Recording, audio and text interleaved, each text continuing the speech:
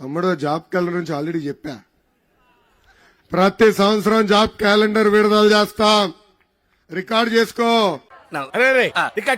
అలాగే సార్.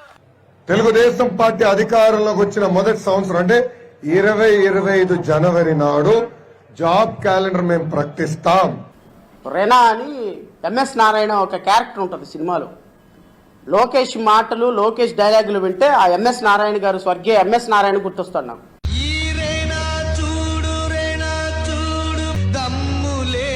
నడక చూడు, తొంటి చేతిలుపు చూడరా.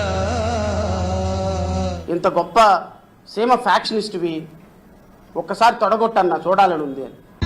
అన్నా ఒక్కసారి తొడగొట్టన్నా. వద్దురా, కొంచెం వీక్ గా ఉంది. నేను అడుగుతున్నాను నారా లోకేష్ గారిని, సార్ ఒక్కసారి జాబ్ క్యాలెండర్ రిలీజ్ చేయండి సార్.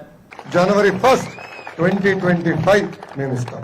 2025 అయితే ఇవ్వలేదు. 26 జనవరి 1 అయిపోయింది, 2 కూడా అయిపోయింది. జాబ్ క్యాలెండర్ ఊసే లేదు. కొంచెం వీక్ గా ఉంది. ఆయన తొడగొట్టలేడు, ఈయన జాబ్ క్యాలెండర్లో రిలీజ్ చేయలేదు.